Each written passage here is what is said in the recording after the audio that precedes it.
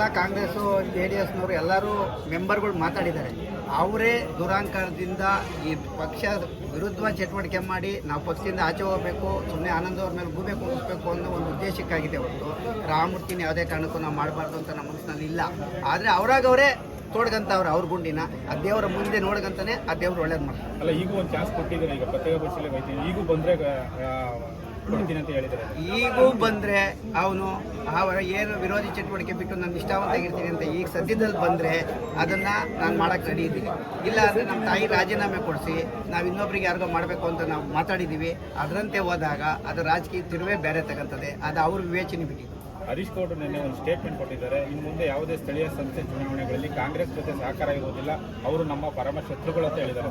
ಹರೀಶ್ ಗೌಡ ಒಬ್ಬ ತಾಲೂಕಿಗೆ ಯಾರು ಇಲ್ಲದೆ ಇದ್ದರೆ ಅಧ್ಯಕ್ಷಗಿರಿ ಮಾಡಿರೋದು. ಯಾರ ಜೊತೆ ಹೊಂದಾಣಿಕೆ ಮಾಡಬೇಕು ಮಾಡಬಾರ್ದು ಅಂತ ರಾಜ್ಯಾಧ್ಯಕ್ಷ ರಾಷ್ಟ್ರೀಯ ಅಧ್ಯಕ್ಷ ಏನು ಮಾಡಬೇಕು. ಇವನಿಗೆ ಆ ನೈತಿಕತೆ ಇಲ್ಲ. ಸ್ಥಳೀಯ ಸಂಸ್ಥೆ ಅಲ್ಲಿ ಸ್ಥಳೀಯರಿಗೆ ಬಿಟ್ಟಿದ್ದು. ಆಮೇಲೆ ಇನ್ನೊಂದು ವಿಚಾರ ಸರ್, ಒಂದು ಆಡಿಯೋ ವಿಚಾರ ಸಂಬಂಧಪಟ್ಟಾಗೆ ನಿಮ್ಮ ತಾಯಿ ಕೂಡ ನಿಂದನೆ ಮಾಡಿದ್ರು. ಅದಕ್ಕೆ ಸಂಬಂಧಪಟ್ಟಾಗೆ ಅವ್ರು ಅವ್ರು ಕ್ಷಮೆ ಕೇಳಿದ್ರಾ ಅಥವಾ ಬಂದಿದ್ರಾ? ಅವ್ರಿಗೆ ಬಂದು ಕ್ಷಮೆ ಕೇಳಿದ್ರು. ನಾನು ನಿಖಿಲ್ ಅಣ್ಣಂಗೆ ಇದ್ರ ಬಗ್ಗೆ ಮಾಹಿತಿ ಕೊಟ್ಟಿದ್ದೀನಿ. ನಿಖಿಲ್ ಅಣ್ಣ ಏನು ಡಿಸಿಷನ್ ಅಂತಾರೋ ಅದ್ರ ಮೇಲೆ ನಾನು ನಿಲ್ವಿರ್ತೀನಿ. ಯಾಕೆಂದರೆ ನಾನು ಈ ಪಕ್ಷಕ್ಕೋಸ್ಕರ ನಾನು ಇದ್ದೀನಿ, ಪಕ್ಷದಲ್ಲೇ ಇದ್ದೀನಿ, ಇರ್ತೀನಿ. ಅವ್ರು ಸಸ್ಪೆಂಡ್ ಮಾಡಿದ್ರು ನಾನು ಪಕ್ಷದಲ್ಲೇ ಇರ್ತೀನಿ. ಯಾಕೆಂದರೆ ಅವ್ರು ಸಸ್ಪೆಂಡ್ ಮಾಡೋದಕ್ಕೆ ಒಬ್ಬ ಮತದಾರ ಬಂದು JDS ಓಟ್ ಹಾಕ್ಬಾರ್ದು ಅಂತ ಇಲ್ಲ. ಅದೇ ರೀತಿಯಾಗಿ ನಾನು ಸಂಘಟನೆ ಮಾಡ್ಕೊಂಡು ಹೋಗೋಕೆ ನಾನು ಸಿದ್ಧ ಇದ್ದೀನಿ, ಸಂಘಟನೆ ಮಾಡ್ಕೊಂಡು ಹೋಗ್ತೀನಿ. ಅದು ನಾವು ಆಲ್ರೆಡಿ ನಿರ್ಣಯ ಮಾಡಿದ್ದೀವಿ. 28ಕ್ಕೆ ಏನಾದರೂ ಮಾಡಿ JDSನ ಏನು ನಿಷ್ಠಾವಂತ ಕಾರ್ಯಕರ್ತರಿಗಾಯ್ತೋ ಅದಕ್ಕೆ MLAನೇ ನೋಡಬೇಕು.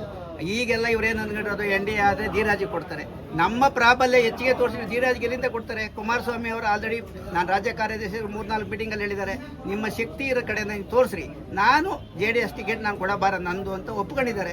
ಆ ಶಕ್ತಿ ತೋರಿಸ್ಬೇಕಾಗಿರೋ ಕೆಲಸ ಮಾಡೋದಕ್ಕೆ ನಾವು ನಿಷ್ಠಾವಂತ ಕಾರ್ಯಕರ್ತೀವಿ ಹೊರತು ಈ BJP MLA ಮಾಡಬೇಕು ಅಂತಲ್ಲ. ನಮ್ಮ JDS ಶಕ್ತಿ ತೋರಿಸೋದಕ್ಕೋಸ್ಕರ ಮುನೇಗೌಡರೇ ಬಂದು ನಿಂತ್ಕೊಳ್ಳಿ, ಬೇರೆ ಇನ್ನೊಬ್ರು ಬಂದೇ ನಿಂತ್ಕೊಳ್ಳಿ, ಬೇರೆ ಇನ್ನೊಬ್ರು ರೆಡಿ ಇದ್ದಾರೆ.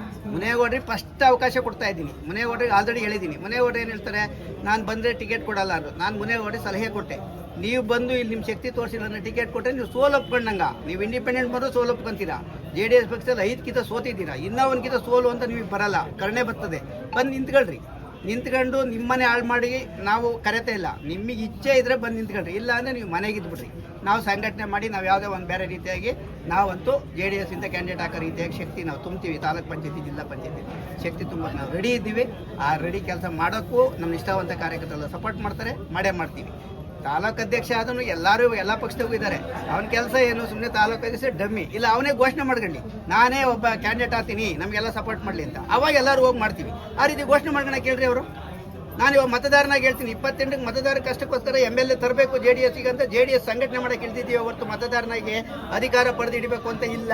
ಒಬ್ಬ ಮತದಾರ ಯಾವುದೇ ಕಾರಣಕ್ಕೂ ಮತದಾರ ಜೊತೆ ಇದ್ದು ಸಂಘಟನೆ ಮಾಡಬೇಕೇ ವಿನಃ ಅಧಿಕಾರ ತಗೊಂಡು ಮಾಡೋದಕ್ಕಾಗಲ್ಲ. ಅಧಿಕಾರ ತಗೊಂಡ್ರೆ ಅವನೊಂದು ಸೀಮಿತ ಆಗಬೇಕಾಗ್ತದೆ. ಆ ಸೀಮಿತ ನಮಗೆ ಬೇಡ ಅಂತೇಳಿ ನಾನು ಡಿಸೈಡ್ ಮಾಡಿ ಯಾವುದೇ ಅಧಿಕಾರ ಬೇಡ ಅಂತ ಹೇಳಿದ್ದೀನಿ. ಜಿಲ್ಲಾಧ್ಯಕ್ಷರು ಸಾರಿ ಕೇಳವ್ರೆ, ಹೈಕಮಾಂಡು ಸಾರಿ ಕೇಳವ್ರೆ.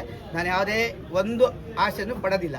ಬೇಕಾ ನಮ್ಮ ನಿಷ್ಠಾವಂತ ಕಾರ್ಯದಲ್ಲಿ ಕೆಲವ್ರಿಗೆ ಕೊಡ್ರಿ, ನನ್ನ ಅನುಮತಿ ಇದೆ. ಆದರೆ 28ಕ್ಕೆ ಮಾತ್ರ MLA ಮಾಡೋ ರೀತಿಯಾಗಿ ಸಂಘಟನೆ ಮಾಡಬೇಕು ಅಂತ ಅವ್ರಿಗೆ ಮನವಿ ಮಾಡಿದ್ದೀನಿ ಹೈಕಮಾಂಡ್ಗೆ. ಅವ್ರ ಆಶೀರ್ವಾದ ಮಾಡ್ಯವರೆ ಆ ರೀತಿ ಸಂಘಟನೆ ಮಾಡೋಕ್ಕಿಂತ ಮಾಡು ಅಂತ ನಾನು ಮಾಡ್ತಾ ಇದ್ದೀನಿ. ಹೈಕಮಾಂಡ್ ಹೇಳಿದಕ್ಕೆ ನಾನು ಮಾಡ್ತಾ ಇರೋದು. ನಾನು ಮತದಾರನಾಗಿ ಮತದಾರ ಜೊತೆನೇ ನಾನು ಸಂಘಟನೆ ಮಾಡೋಕೆ ಇಳಿದಿದ್ದೀನಿ, ಅದು ಇಳಿತೀನಿ. ಇವರಂಗ ತಾಯಿನ ತಂದೆನ ಅಲ್ಕ ಮಾತುಗಳು ಇದೆಲ್ಲ ಹೇಳೋದು ಅದು ಶೋಭೆ ಥರದ್ದಲ್ಲ. ಅವನ ತಾಲೂಕು ಅಧ್ಯಕ್ಷ ಆದವನು ನಿನ್ನೆ ಒಬ್ಬ ಪಂಚಾಯತಿಯನ್ನು ಕುಡಿಸ್ಕೊಂಡು ಮಾಡಬೇಕಾದ್ರೆ ಅವನ ಅಧ್ಯಕ್ಷ ಮಾಡಬಾರ್ದು ಅಂತ ತಾನೆ ಮಾಡಬೇಕಾಗಿರೋದು. ಬಂದು ಕುತ್ಕೊಂಡು ಕೇಳಬೇಕಲ್ಲ.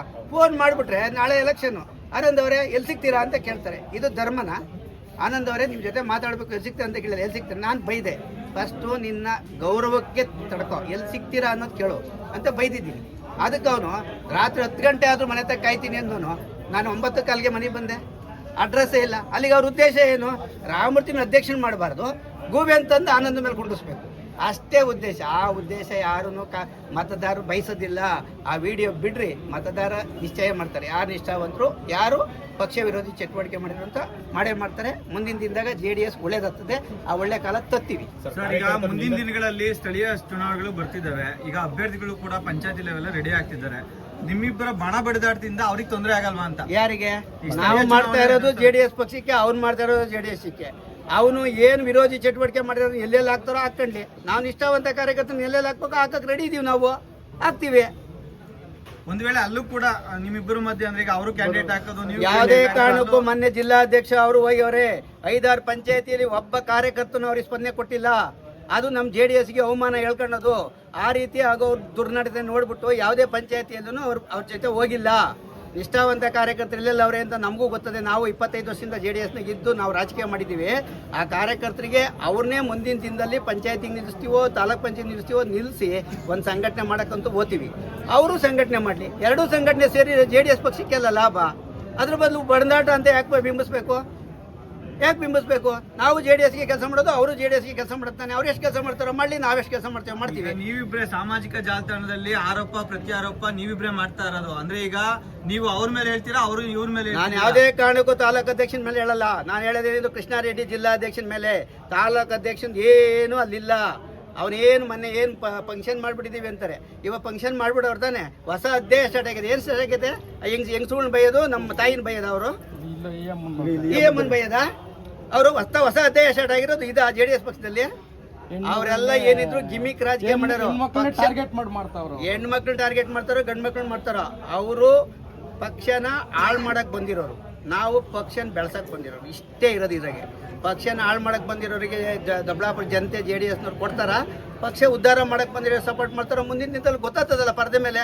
ಇವತ್ತು ತಾಲೂಕ್ ಪಂಚಾಯತಿ ಜಿಲ್ಲಾ ಪಂಚಾಯತಿ ಎಲ್ಲ ಬರ್ತಾವಲ್ಲ. ಗ್ರಾಮ ಪಂಚಾಯತಿ ಅಂತೂ ಬಂದೇ ಬರ್ತದೆ. ತಾಲೂಕ್ ಪಂಚಾಯತಿ ಜಿಲ್ಲಾ ಪಂಚಾಯತಿ ಸದ್ಯಕ್ಕೆ ಬರೋ ಮಟ್ಟ ಇಲ್ಲ. ಗ್ರಾಮ ಪಂಚಾಯತಿಯಲ್ಲಿ ಗೊತ್ತಾಗ್ತದಲ್ಲ ಎಷ್ಟು ಪಂಚಾಯತಿ ಅವ್ರು ಹಿಡಿತಾರೆ ಅಂತೇಳಿ. ಈಗೇನೋ BJP ಇದೆ, BJP ಅವ್ರ ಪಾಪ ದುಡ್ಡನಾಗ ಅವರೇ ಅಂತ ಹೋಗಿ ಅವ್ರ ಜೊತೆ ಸೇರ್ಕೊಂಡು ಮಾಡ್ಬೋದೇ ವಿನಃ ಇಂಡಿಪೆಂಡೆಂಟ್ ಮಾಡೋ ಶಕ್ತಿ ಇದ್ರೆ ಮಾಡಿ ತೋರ್ಸಕ್ಕೆ ಹೇಳ್ರಿ. ನಿಮಗೆ ಪಕ್ಷ ನಿಷ್ಠೆ ಇದ್ದು ಪಕ್ಷ ನಿಷ್ಠೆಗೋಸ್ಕರನೇ ಕೆಲಸ ಮಾಡ್ತೀರಿ ಅನ್ನೋದಾದ್ರೆ ವೈಯಕ್ತಿಕ ವರ್ಚಸ್ಸು ಅಥವಾ ವೈಯಕ್ತಿಕವಾಗಿ ನೀವು ತಗೊಳ್ಳದೆ ಪಕ್ಷಕ್ಕೋಸ್ಕರ ನೀವ್ ಯಾಕೆ ಕೆಲಸ ಮಾಡಲಿಲ್ಲ ಅನ್ನೋದು. ನಾವು ಪಕ್ಷಕ್ಕೋಸ್ಕರನೇ ಕೆಲಸ ಮಾಡ್ತಾ ಇರೋದು. ಈಗೂ ಅವ್ರು ನಮ್ಮ ಜೊತೆ ಕೈ ಜೋಡಿಸ್ಲಿ ಬೇಡ ಅನ್ನಲ್ಲ. ಆದ್ರೆ ನನ್ನೊಂದು ಕೆಲವು ಕಂಡೀಷನ್ ಅವೆ. ಅವ್ರು ಏನಿವ ಪದಾಧಿಕಾರಿಗಳು ತಾಂಡವ್ರೆ ಯಾರು ಸಿಕ್ಕಿಲ್ಲ ಅಂತ ಕೊಟ್ಟವ್ರೆ. ಧರ್ಮಸ್ಥಳದ ಮಂಜುನಾಥ್ ಮೇಲೆ ಪ್ರಮಾಣ ಮಾಡಿ ಬಂದು ಹೇಳಿ ನಾವು ಮುಂದೆ ಪಕ್ಷಕ್ಕೆ ದ್ರೋಹ ಮಾಡಲ್ಲ, ನಾನು ನಿಮ್ಮ ಜೊತೆ ಇರ್ತೀವಿ ಅಂತ. ಈಗೂ ನಾನು ಸ್ವಾಗತ ಮಾಡಕ್ಕೆ ರೆಡಿ ಇದ್ದೀನಿ ಸರ್. ಆಮೇಲೆ ನಿಖಿಲ್ ಕುಮಾರಸ್ವಾಮಿ ಜಿಲ್ಲಾಧ್ಯಕ್ಷ ಮಂಜುನಾಥ್ ಮೇಲೆ ಏಕವಚನ ಬಳಸಿದ್ದಾರೆ ಅಂತ ಹೇಳ್ತಾರೆ. ಹೌದು, ಏಕವಚನ ನನಗೆ ನೋವಾಗಿತ್ತು, ಬಳಸಿದ್ದೀನಿ. ಯಾಕೆಂದ್ರೆ ದೊಡ್ಡಬಳ್ಳಾಪುರದಲ್ಲಿ ಈ ರೀತಿ ನಡೀತಾ ಇದೆಯಲ್ಲ ಅನ್ನೋ ಒಂದೇ ಒಂದು ಕೊರಗಿನಿಂದ JDS ಕಾರ್ಯಕರ್ತರು 25 ವರ್ಷದಿಂದ ಒಬ್ಬ MLA ಅವ್ರಿಗೆ ಬೇಕಾದ ಸ್ಪಂದನೆ ಮಾಡಿಲ್ಲ ಅಂದ್ರೆ ನಾನು ಒಬ್ಬ ಕಾರ್ಯಕರ್ತನಾಗಿ ಆ ಸ್ಪಂದನೆ ಗೊತ್ತಿತ್ತು, ಅದಕ್ಕೆ ನಾನು ನಂದಿದ್ದೀನಿ. ಅದಕ್ಕೆ ಕ್ಷಮಾಪಣೆ ಬೇಕಾದ್ರೆ ಕೇಳ್ತೀನಿ.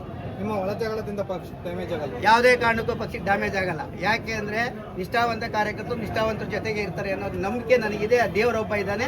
ಯಾವುದೇ ಕಾರಣಕ್ಕೂ ತೊಂದರೆ ಆಗಲ್ಲ. ಮುಂದಿನ ದಿನ JDS ದೊಡ್ಡಬಳ್ಳಾಪುರದಾಗ ಯಾವ ರೀತಿ ಬರುತ್ತೆ ಅನ್ನೋದು ನೀವೇ ಪತ್ರಿಕೆ ಮಾಧ್ಯಮ ನೋಡ್ತೀರಾ.